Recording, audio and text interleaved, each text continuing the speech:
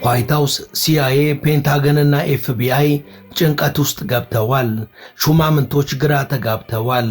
ከኢራን ጋር ግንኙነት ያለው ሃንዳላ የሚባለው የሃከሮች ቡድን የኤፍቢአይ ዳይሬክተሩን የካሽ ፔቴልን የኢሜይል አካውንት ሃክ አድርገው ከባባድ ሚስጥሮችን በእጃቸው አስገብተዋል።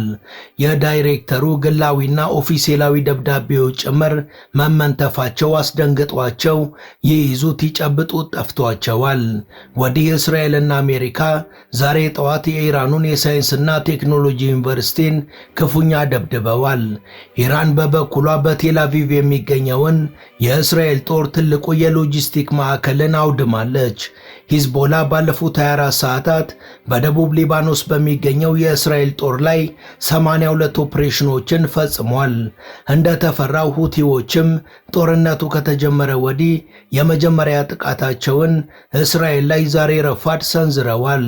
ጦርነቱ በቀጠለ ቁጥር በቀጠናው በርካታ ሀገራት ውስጥ ያሉ የኢራን ሌሎች ኃይሎች እስራኤል ላይ ተባብረው ይዘምታሉ ተብሎ ተፈርቷል።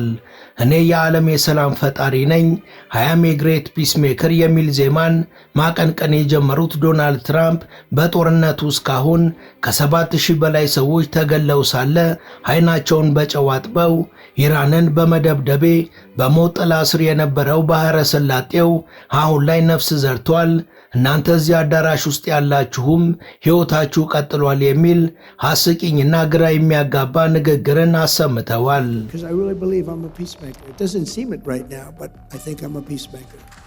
ኒውዮርክ ታይምስ በበኩሉ አሜሪካ በኢራን እግረኛ ወታደሮቿን ለማስገባት ወስና ቀነ ቀጠሮ መቁረጧን አስነብቧል። ሲያመጣው አንዴ ነው እንዲሉ አበው አሜሪካና ቻይና ደግሞ በፓናማ ቦይ ላይ ተናንቀዋል።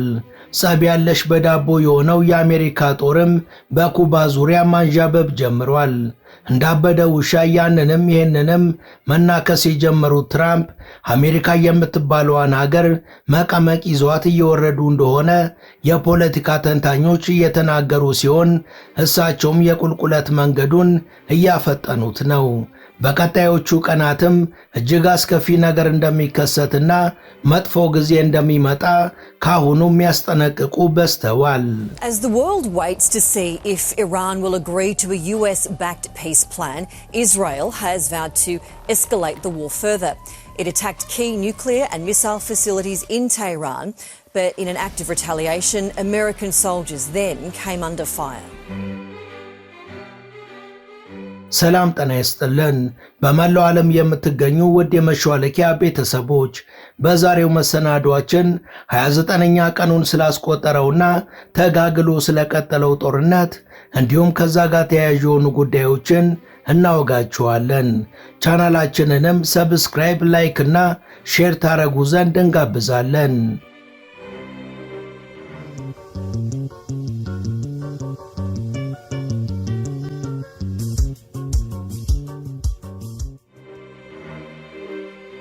አሜሪካና እስራኤል የትምህርት ቤቶቹ ጥቃት ሳያንሳቸው ቴህራን በሚገኘው ዩኒቨርሲቲ ላይ ጥቃት ሰንዝረዋል። The University of Science and Technology in Tehran has come under attack. It was targeted in the latest attack by the US-Israel side. Reports are emerging from Iran's Mehr news agency. የኢራኑ ሜሄር የዜና ወኪል እንደገለጸው እና አሜሪካ ዛሬ ማለዳ ላይ ቴህራን በሚገኘው የኢራን የሳይንስና የቴክኖሎጂ ዩኒቨርሲቲ ላይ ጥቃት ማድረሳቸው ታውቋል። በዚህ ጥቃትም ዩኒቨርሲቲው በከፊል ወድሟል። በሌላ በኩል ኢራን ያስወነጨፈቻቸው ድሮኖችና ሚሳኤሎች የአሜሪካን ወታደሮችን በመምታት ብዙዎችን መግደሏን የአብዮታዊ ዘቡ ቃል አቀባይ ተናግሯል። ልክ እንደ ዩኒቨርሲቲው አይነት ጥቃቶች ከኢራን መሬቶች ሙሉ በሙሉ እስከሚጠፉ ድረስም በዚህ ክልል በሁሉም ቦታ ላይ ጦርነቱ ይቀጥላል ሲሉ አስጠንቅቀዋል። በሌላ በኩል የሩሲያው ፕሬዝዳንት ቭላዲሚር ፑቲንን በመወከል 313 ቶን የሕክምና አቅርቦቶች በሩሲያ የአደጋ ጊዜ ጉዳዮች ሚኒስቴር ለኢራን ተሰጥተዋል። ሰጥተዋል።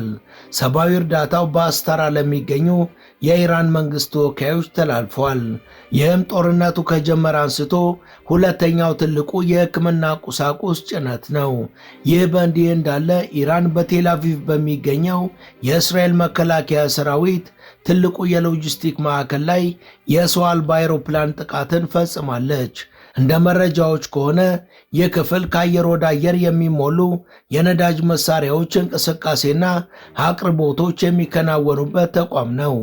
በሌላ በኩል ከኢራን ጋር ግንኙነት ያለው ሃንዳላ የሚባለው የሃከሮች ቡድን የአሜሪካውን ኤፍቢአይ ዳይሬክተርን የካሽ ፓቴልን ፎቶግራፎችን በማተም የግል ኢሜል አካውንቱን እንደሰረቀ ተናግሯል። ይህ ኃላፊው ከ2010 እስከ 2019 ያሉ ኢሜሎችን እንዲሁም ግላዊና ኦፊሴላዊ ደብዳቤዎችንም ከኃላፊው መንትፈዋል። የአሜሪካ የፍትህ ዲፓርትመንት ቃል አቀባይም ሃከሮቹ መረጃዎቹን መመንተፋቸውን አረጋግጠዋል። ነገር ግን ዝርዝሩን ከመናገር ተቆጥበዋል። ሃከሮቹም እስካሁን በፈጸሙት ምንተፋ ዙሪያ ያሉት ነገር የለም።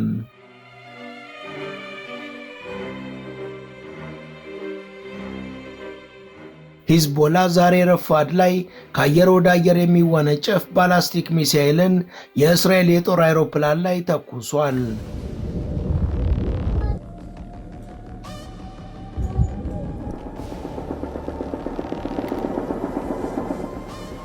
ባለፉት 24 ሰዓታት ውስጥ ሂዝቦላ በሊባኖስ ውስጥ በሚንቀሳቀሱ የእስራኤል ወታደሮች ላይ 82 ኦፕሬሽኖችን መፈጸሙን ገልጿል።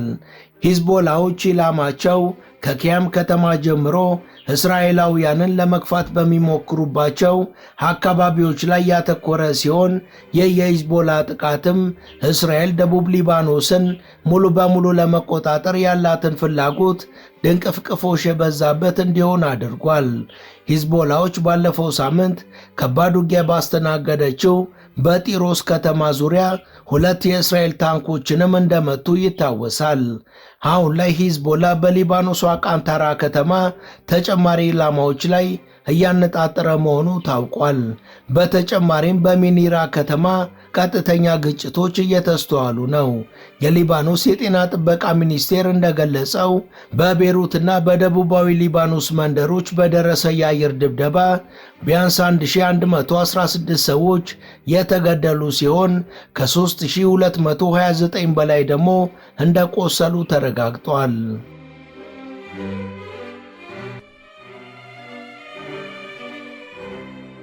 ኢራን በሰሜናዊው ጎልስታን ግዛት የሚገኘውን የአሸባሪዎችን ሴል አፍርሻለሁ ስትል ገልጻለች።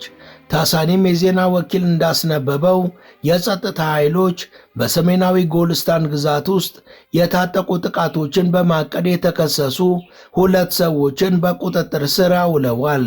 ጉዳዩ የሚመለከታቸው የስለላ ክፍል ባለስልጣናት ከአሜሪካና ከእስራኤል ጋር የተገናኘ ትልቅ ሕዋስ ናቸው ተብሎ የተገለጹትን ግለሰቦች በቁጥጥር ስር ያዋሉት ስለነሱ በቂ መረጃ ካሰባሰቡ በኋላ መሆኑን ገልጸዋል።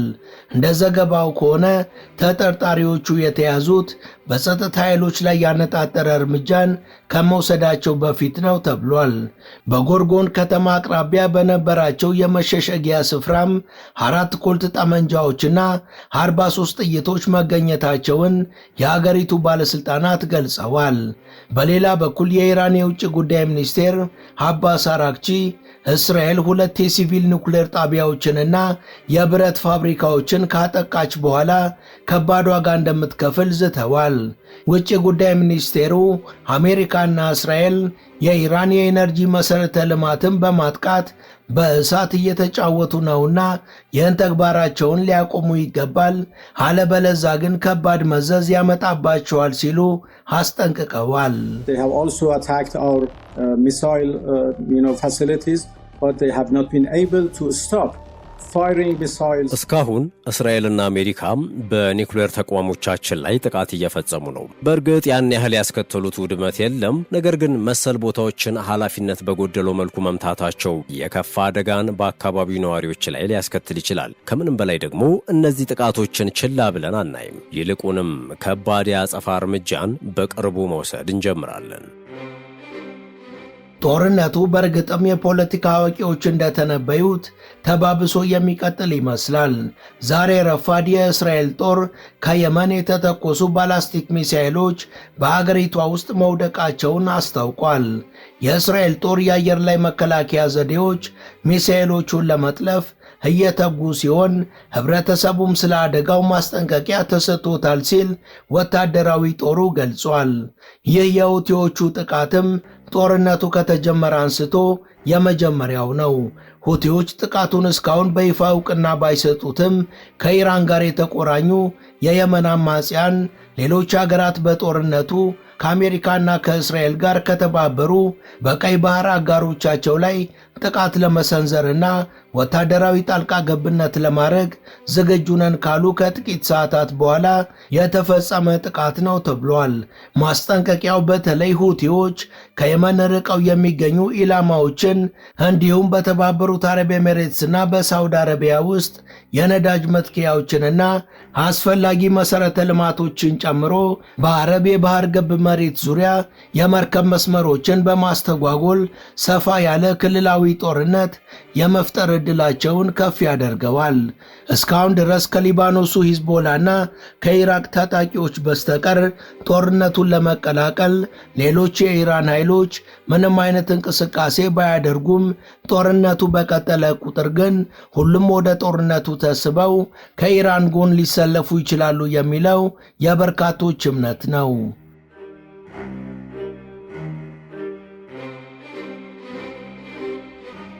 የአሜሪካው ፕሬዝዳንት ዶናልድ ትራምፕ ኔቶን አግዘኝ ላልኩበት ጥሪ በሰጠው ምላሽ በጣም ማዘኔን ለመግለጽ እወዳለሁ ብለዋል።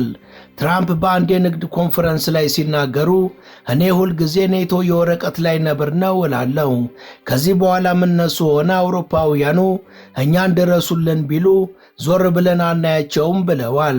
ከዚህ ሐሳባቸው ጎን ለጎን ምንም እውነትነት የሌለው ንግግርን የተናገሩት ትራምፕ ከኢራን ጦርነት በኋላ አሜሪካ እንደገና ተከብራለች፣ ተወዳጅ ሀገርም ሆናለች ሲሉ በርካቶችን ያጠያየቀ መግለጫን ሰጥተዋል።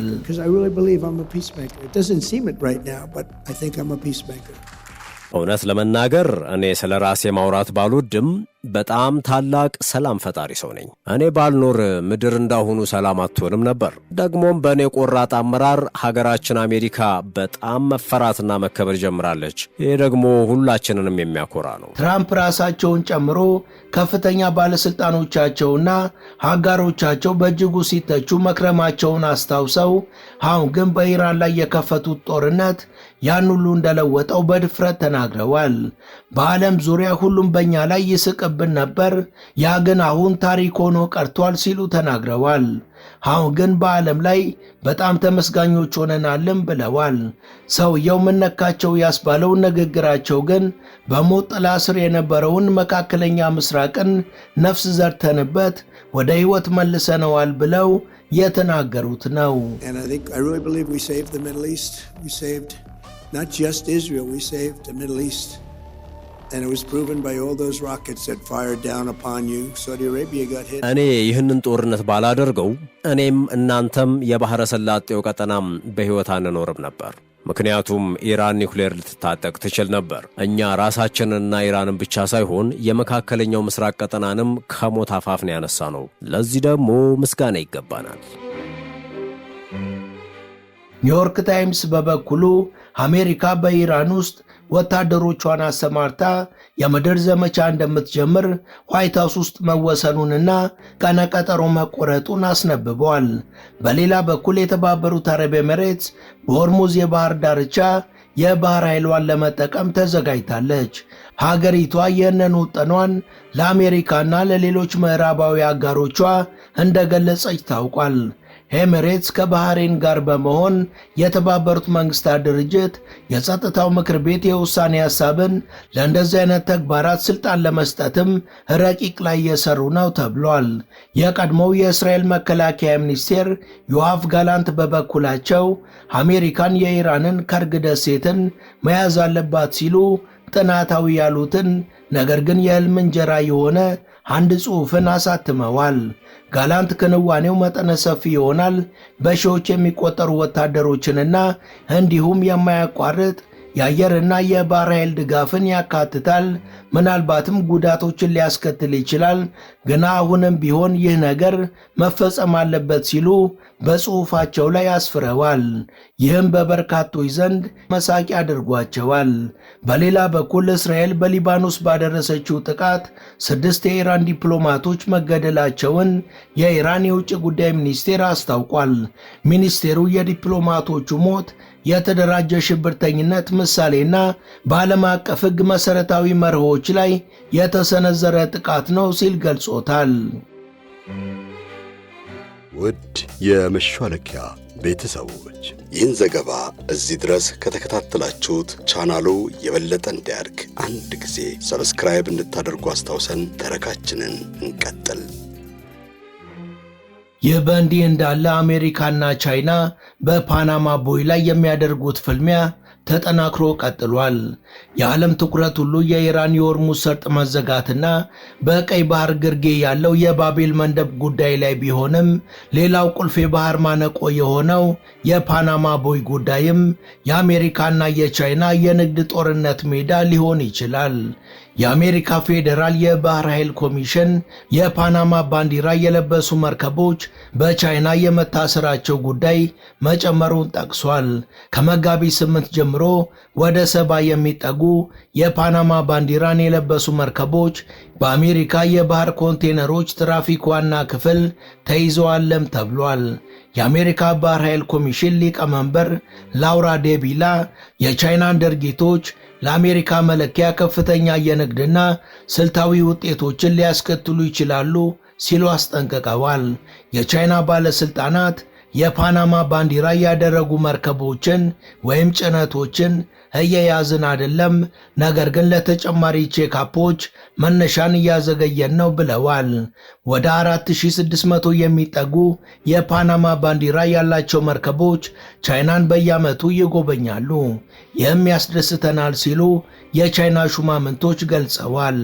የአሜሪካው ጠቅላይ ፍርድ ቤት እንደ ግሪጎሮሳውያኑ የዘመን ቀመር በ1997 ሆንግ ኮንግ በሚገኘው ሲኪ ሃትችሰን እንዲሁም በባልቦዋና በክሪስቶፓል ተርሚናሎች በፓናማ ቦይ ለመስራት ያደረገውን ስምምነት ውድቅ ካደረገው ውሳኔ ጋር የተያያዘ ሊሆን ይችላል እየተባለ ነው። ፓናማ ቦይ 5% የሚሆነውን የዓለም የባህር ንግድን ይሸከማል። ከ6 ከፍተኛ የባህር ላይ ስትራቴጂክ ቼክ ነጥቦችም አንዱ ነው። ግዙፉ የዎል ስትሪት ኩባንያ ብላክ ሮክ በ23 ቢሊዮን ዶላር አካባቢ የሲኬ ሃትችሰን ንብረት ያልሆኑ 40 ወደቦችን ባልቦዋንና ክሪስቶባልን ጨምሮ ሁሉንም ጠቅልሎ ለመግዛት በመጋቢት 2025 ጨረታ አቅርበዋል። ግዙፉ የቻይና የመርከብ መጓጓዣ ድርጅት ኮስኮ ደግሞ በጁላይ 2025 ላይ በዚህ ዙሪያ ጉልህ ድርሻና የድምፅ ብልጫ ውሳኔ እንደሚያስፈልግ አስታውቋል። አለበለዛ ስምምነቱን ሊታገድ እንደሚችልም ገልጿል። ይህ ስምምነት ግን መሃል ላይ በመቋረጡ ፓናማ በአሜሪካ ተጽዕኖ ስር ስትሆን ሲኪ ሃትችሰን ባልቦዋንና ክሪስቶባልንም በጥር ወር የመምራት መብታቸውን ሰርዛለች። የቻይና መንግስት ኩባንያዎችም በፓናማ አዳዲስ ፕሮጀክቶች ላይ ንግግሮችን አቁመው የሲኪ ሃትችሰንን ባለቤትነት ለማግኘት ሕጋዊ እንቅስቃሴን ጀምረዋል። ወደ ባህረ ሰላጤው ትኩሳት ስንመለስ ደግሞ በአሁኑ ጦርነት ዙሪያ ዘውትር ተቃውሟቸውን የሚያሰሙት የቱርኩ መሪ ጣይብ ኤርዶጋን እስራኤል አሁን አሜሪካንን ተገን አድርጋ ሊባኖስንም ልትሰለቅጥ ነው፣ ይህንን ስታደርግ ግን ዝም ብለን ቁጭ ብለን ካየናት ጥፋተኞቹ እኛ ነን ሲሉ እስራኤል ላይ ዝተዋል። ኔታንያሁ hükümeti sadece komşumuz İran'ı hedef almıyor. Lübnan'ı işgal planlarını da adım adım hayata geçiriyor. ባለፈው እንዳልኩት ይህ ጦርነት የእስራኤል ጦርነት ነው። ንጹሃኖች ደግሞ ከባድ ዋጋን እየከፈሉ ነው። እስራኤል ሊባኖስን ወደ ራሷ ግዛትነት ለመጠቅለል እያሰበች ነው። ይህንን ነውር ግን በፍጹም ችላ ብለን አንመለከትም። ማድረግ የሚገባንን ሁሉ እናደርጋለን። በሌላ በኩል የተባበሩት መንግስታት ድርጅት ዓለም አቀፍ ሕግን የጣሰ ነው ሲል የገለጸው የአሜሪካና እስራኤል በኢራን ላይ ያደረሱት ያለው ጥቃት ለቀጠናው ደህንነት ከፍተኛ ስጋት እንደሚፈጥር ገልጿል። የተባበሩት መንግስታት የሎጂስቲክ ባለስልጣን በጆርጅ ሞሬራ ዳ ሲልቫ የሚመራ አዲስ ግብረ ኃይል በሆርሙዝ ሰርጥ ላይ መርከቦች ደህንነታቸው ተጠብቆ እንዲጓጓዙ የሚረዳ ቡድን ይፈጠራል ብለዋል። ዳ ሲልቫ ትኩረታቸው በመካከለኛው ምስራቅ፣ በአፍሪካና በእስያ የሚገኙ ሰብአዊ ቀውሶችን ለመከላከል ማዳበሪያና ተያያዥ ጥሬ ዕቃዎችን በሚያጓጉዙ መርከቦች ላይ እንደሚሆን ተናግረዋል። በኒውዮርክ የሚገኘው የኢራን የተባበሩት መንግስታት ድርጅት ተወካይ አሊ ባህሬን በበኩላቸው ትላንትና ምሽት እንደተናገሩት ቴህራን የተባበሩት መንግስታት ድርጅት ባቀረበው ጥያቄ ተጨማሪ የሰብአዊ እርዳታ ዕቃዎች ደህንነቱ በተጠበቀ መንገድ እንዲጓዙ ተስማምታለች ብለዋል። የተባበሩት መንግስታት ድርጅት ቃል አቀባይ ስቴቨን ዴሪች ደግሞ እንደተናገሩት የተነሳሽነት ከተሳካ ለግጭቱ ዲፕሎማሲያዊ አቀራረብና ወደ ሰፊ የፖለቲካ እልባት ለመምጣት ጠቃሚ እርምጃ ስለሚሆን በሀገሮች ዘንድ መተማመንን ለመፍጠር በእጅጉ ይረዳል ብለዋል። የሆርሙዝ ሰርጥ ግብረ ኃይል የተባበሩት መንግስታት የንግድና የልማት ኮንፈረንስ፣ የዓለም አቀፍ የባህር ላይ ድርጅትና ዓለም አቀፍ የንግድ ምክር ቤት ተወካዮችን እንደሚያካትት ስቴቨን ዴሪች ተናግረዋል።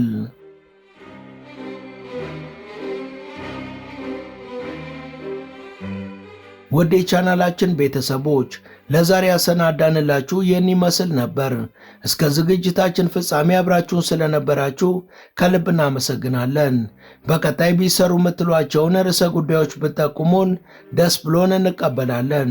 ቻናላችንን ሰብስክራይብ ማድረግ፣ የደውል ምልክቱን መጫንና ላይክ ማድረግ አትዘንጉ እያልን ለዛሬ በዚሁ ተሰናበትን።